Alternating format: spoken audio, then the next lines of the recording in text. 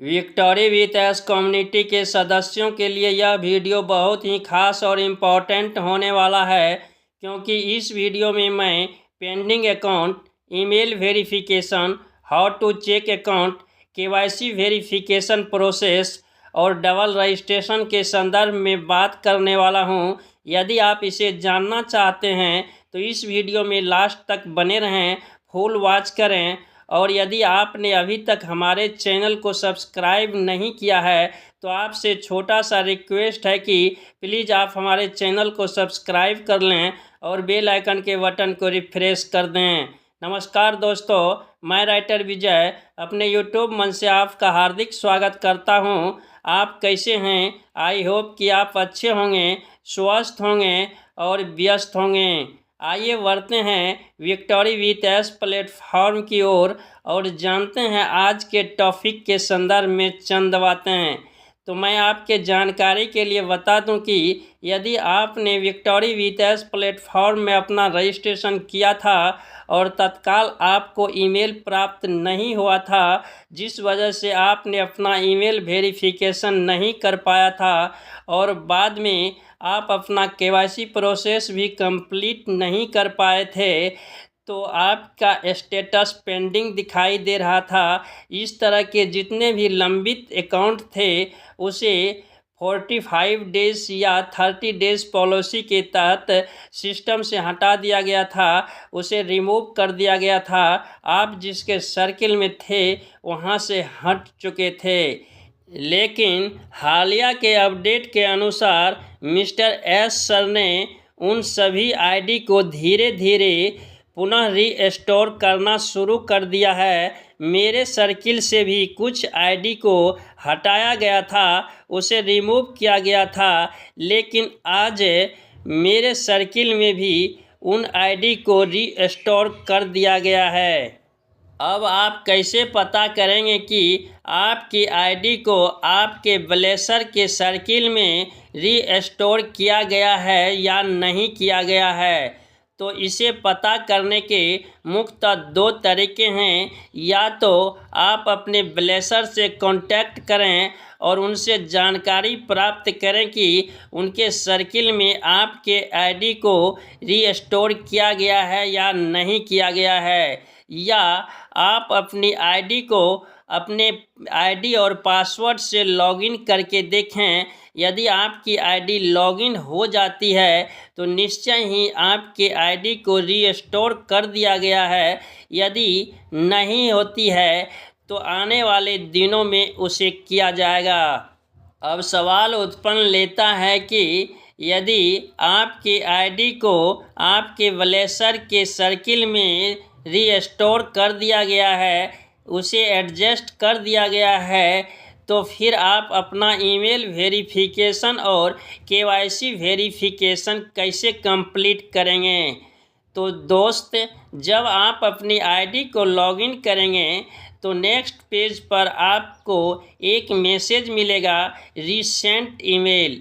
आप recent email वाले button को टच करेंगे तो आपके ईमेल पर एक मेल जाएगा, वहाँ पर लिखा होगा एक्टिवेट माई अकाउंट।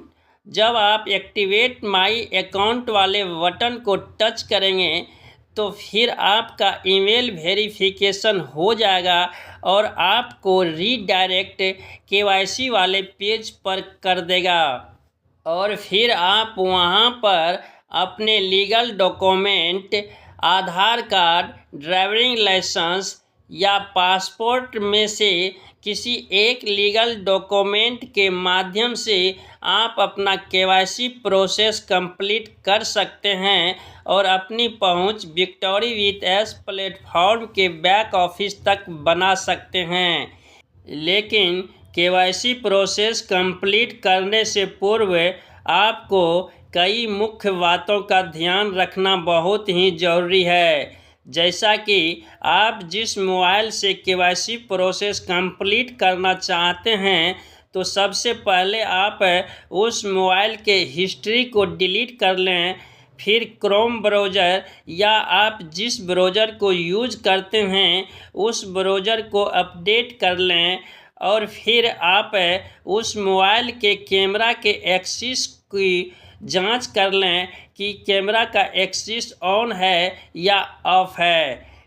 फिर आप प्रॉपर नेटवर्क में और आप जहां पे खड़ा होकर अपना सेल्फी अपलोड करेंगे उस जगह का बैकग्राउंड प्लेन होना चाहिए। इन बातों का भी ख्याल रखें।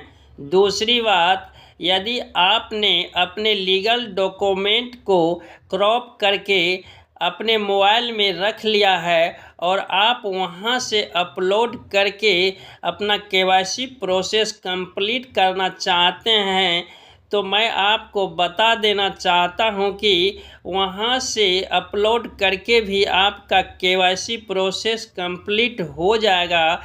लेकिन जहां तक संभव हो आप अपने लीगल डॉक्यूमेंट का लाइव फ़ोटो ही खींचकर अपलोड करें तो बेहतर होगा, क्योंकि एक वेबसाइट पर मैं अपना KYC प्रोसेस कंप्लीट करने का प्रयास कर रहा था तो मैंने अपने लीगल डॉक्यूमेंट को क्रॉप करके अपने मोबाइल के गैलरी में सेव कर रखा था और जब मैंने वहां से अपलोड करने का प्रयास किया तो वह सेलेक्ट नहीं हो रहा था और फिर बाद में मुझे उस डॉक्यूमेंट का लाइव अपलोड ही करना पड़ा था। तो मुझे लगता है कि यदि आप गैलरी से अपलोड करने का प्रयास करते हैं तो इससे बेहतर होगा कि आप लाइव फ़ोटो खींचकर ही अपलोड करें।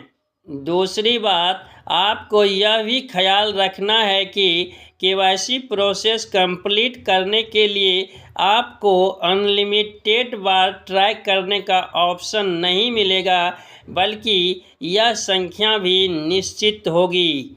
यदि निश्चित संख्या के अंतर्गत आप KYC कर पाते हैं तो ठीक है, अन्यथा आपकी ID का स्टेटस पुनः पेंडिंग दिखाई देने लगेगा। अब मैं डबल रजिस्ट्रेशन के संदर्भ में बात करता हूं, तो जिस समय कुछ लंबित ID को सिस्टम से हटाया गया था उस समय कुछ फाउंडर्स मित्र ने एक न्यू ईमेल पता से अपना रजिस्ट्रेशन दोबारा विक्टोरी विथ प्लेटफॉर्म पर किया था और फिर उन्होंने अपना ईमेल वेरिफिकेशन भी कर लिया था, KYC प्रोसेस भी कंप्लीट कर लिया था और अपनी पहुंच विक्टोरी विथ प्लेटफॉर्म के बैक ऑफिस तक बना लिया था। कुछ फाउंडर्स मित्र ने अपने सर्किल का भी विस्तार कर लिया था और अब फिर उसकी पहले वाली ID उसके ब्लेसर के सर्किल में रीस्टोर कर दिया गया है। तो क्या उसे इस ID का भी KYC प्रोसेस कंप्लीट करना होगा? तो मैं आपके जानकारी के लिए बता दूं कि विक्टोरी विथ प्लेटफॉर्म में 1 मेन 1 लीगल डॉक्यूमेंट 1 ID का प्रावधान है। इसलिए यदि आप उस ID का वेरिफिकेशन करने का प्रयास भी करेंगे तो KYC प्रोसेस कंप्लीट नहीं होगा, इसलिए आप उसे इग्नोर कर सकते हैं। आशा है यह जानकारी आपको अच्छी लगी होगी। इस वीडियो में बस इतना ही। बहुत जल्द मिलते हैं नेक्स्ट वीडियो में न्यू जानकारी के साथ।